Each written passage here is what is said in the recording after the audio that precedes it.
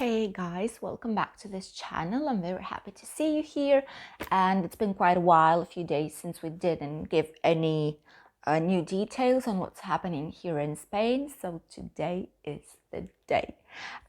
So first of all, I wanted to let you know what the situation is here right now. If someone of you is planning to go to your second residence home, or if someone's just planning to travel to Spain, for you to know what's really happening.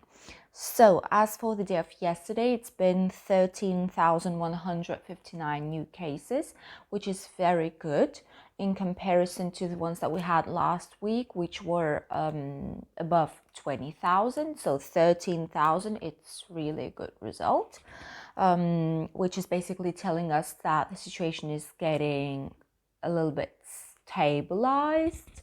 I don't want to say that the situation is stable and the cases are decreasing, just in case. You never know what's going to happen, but as the data that the government gives us and the Ministry of Health gives us, we can actually see that the curve is being stable right now, like this. So it went up and now it's like that, and it's slightly trying to go down. So we'll see what's going to happen. It would be very good if it would start decreasing, which would basically save us all from the lockdown. Nowadays, people think that we won't be locked down in our homes because the situation is getting slightly better. Our Minister of Health said that he's a little bit concerned about the Christmas and all the upcoming holidays here in Spain, just because even though he sees the situation as positive at the moment, they are just, scientists and ministers are just afraid that during the holidays people will gather together. They'll go to see their relatives, their family that they didn't see for a while, that they just will go somewhere to the city to see the Christmas lights and stuff like that, and buy some things and go to the markets and stuff. So they'll just do a lot more like social life than they're doing right now, which might result in the new growth of cases. So the situation might get worse very fast, which is why our government is creating a new plan exactly for December, for Christmas and New Year, for all the regions here in Spain. We don't know what's going to happen yet, what they will say, but it's being told that they will probably limit us time-wise. So they're probably say that no one is able to go out, like let's say after 10 o'clock in the evening, especially in New Year, which we all know what happens in New Year. People go outside to celebrate. They go to some bars, clubs, just go outside and gather together with friends. So to avoid that, probably they're gonna say that you have to stay at home after some certain hour, let's say at 10 o'clock. Then they will probably limit groups of people to 10 to celebrate both Christmas and New Year. And maybe they're going to input some more restrictions, but for now we don't know which of those there will be. We just know this. Everything else basically remains the same. We still have movement restrictions in all the communities and all the areas here in Spain. Let's say that they don't want to start getting back to the new normality, as they call it, too soon, as they did in summer. In summer, we went very, very quickly to like normal life, even though we had to wear masks, but it wasn't obligatory, but a lot of people wore masks, and it still wasn't like a new normal life, but there were no restrictions back then, and everything happened very fast, and as a result, this is what we have right now, a lot of new cases. So this time government doesn't want to take out all the restrictions very, very fast. So we still have the movement restrictions between the areas, so we're not able to go out of our area, let's say of the Valencian community. We're not able to travel to any other community. which will be approximately until the 9th of December. Stay the same, and then we'll see what's going to happen. Then it's going to be pre-holidays and holidays and special dates, so I don't know what will happen back then. But we'll see. Catalonia, you know that they had a lot stricter restrictions. They've had bars and restaurants closed. They had all the parks closed, shopping centers, malls closed as well. Big shops, like big commercial businesses, bigger than 300 square meters, were closed down. So yeah, for them it was quite, let's say, difficult these months, but Catalonia will make a 4-phase, like slowly getting to the normality. So it's going to be in four times. First of all, they will open bars and restaurants.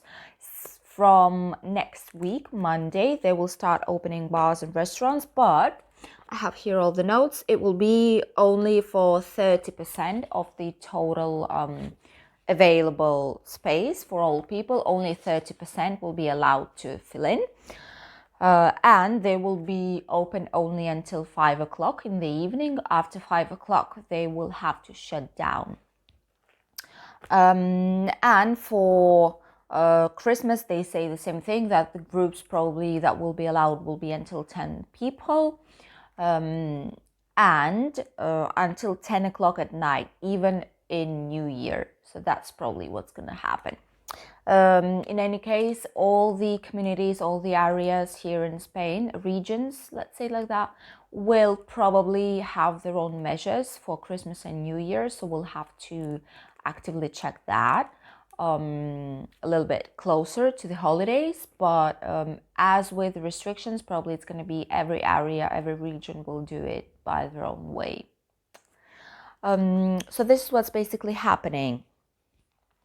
Everything else remains the same.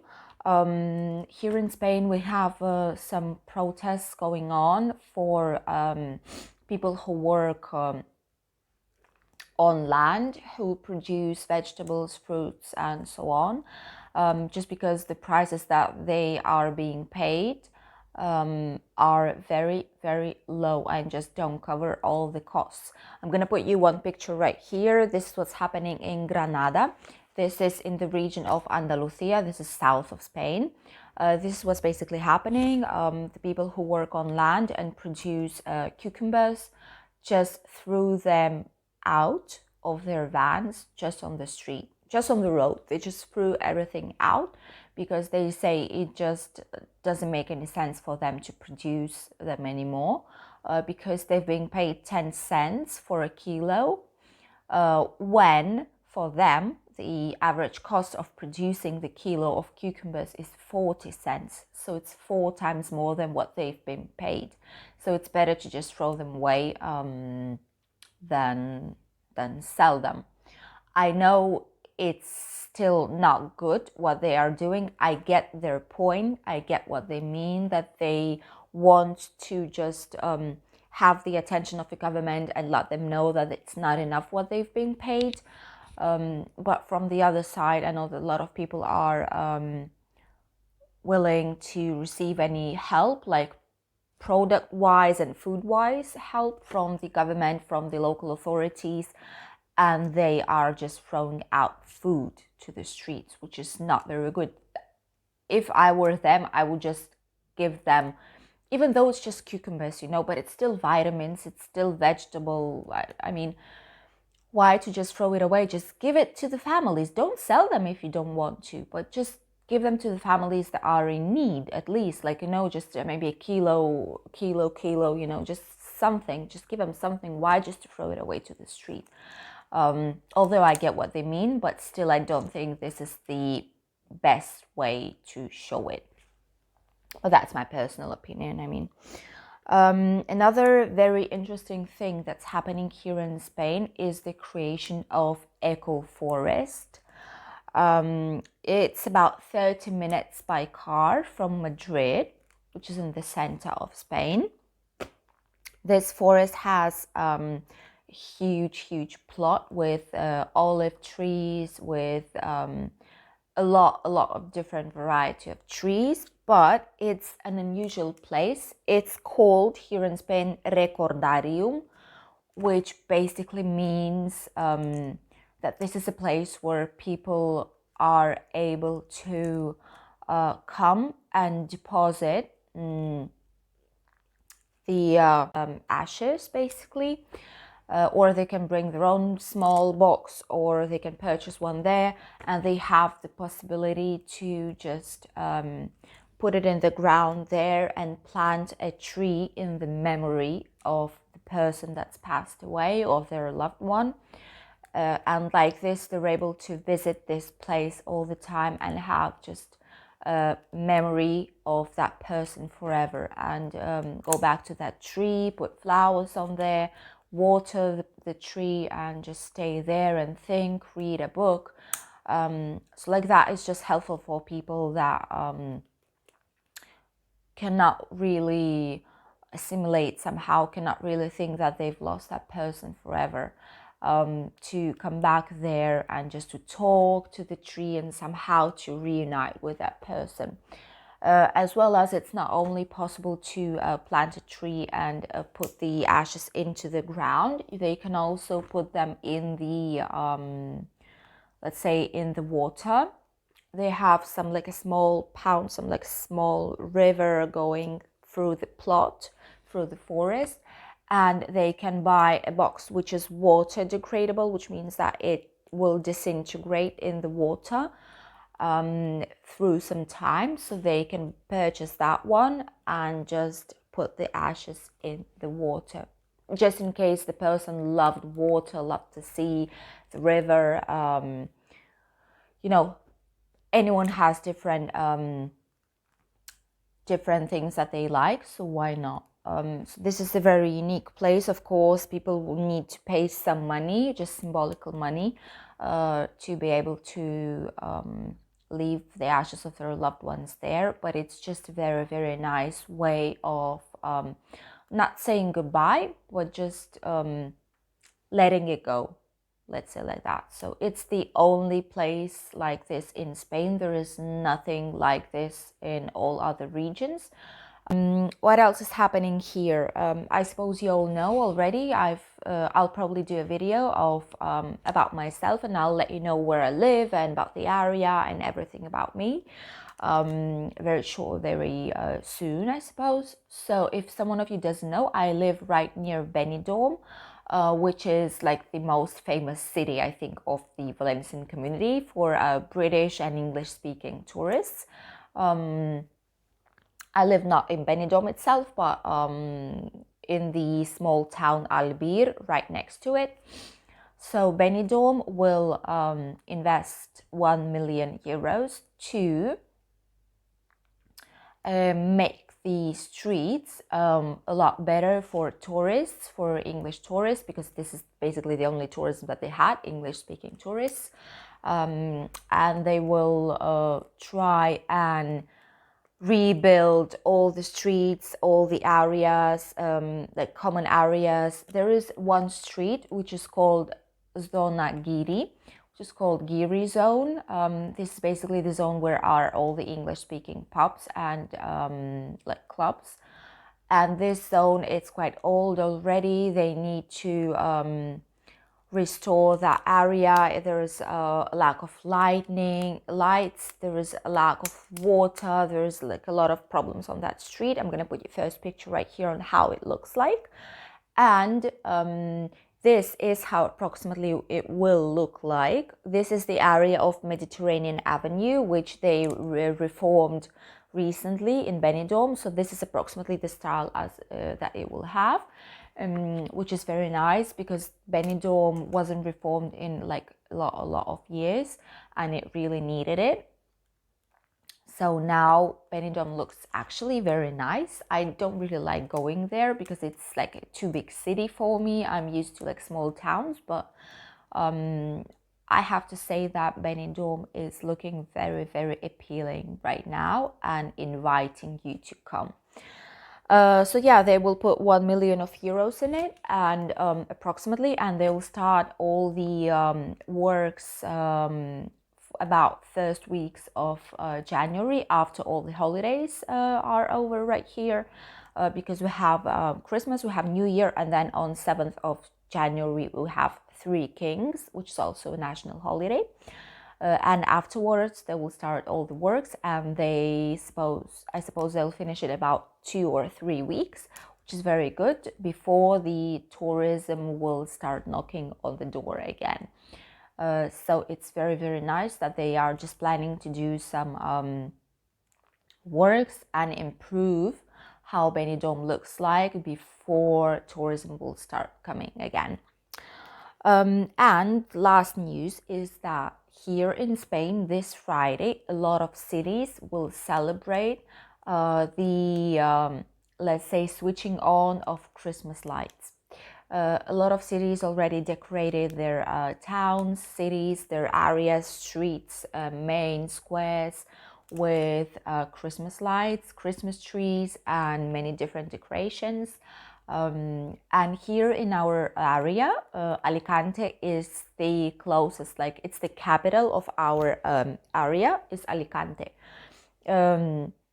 So this Friday at 7 o'clock in the evening, Spanish time, in Alicante, we will celebrate the switching on of Christmas lights. First time ever, the Christmas tree will not be in the place that it used to be. It will be right near the sea on the Explanada. Explanada, it's like the street which goes right next to the beach area. So first time ever, it will be right there. It will be very nice, 18 meters high, which is like huge. And it's going to have more than 14,000 lights with white and gold colors, which is very, very, very nice. We need something like that in our lives. It's been very gray, like gray blackish year, just in the sense that a lot of people lost their jobs. We've been locked down. It's been very difficult for us. So it's good that something positive is happening and we are able to just enjoy Christmas lights as we did before. This year, Alicante spent 100,000 euros more for Christmas lights and decorations than they did last year. This year, they've spent 290,000 euros for it. And there's going to be a lot of different things and a lot of different squares. They have different decorations. They have huge like Christmas tree balls like that. They're like very, very huge ones. If I can, I'll put you some pictures right here for you to see.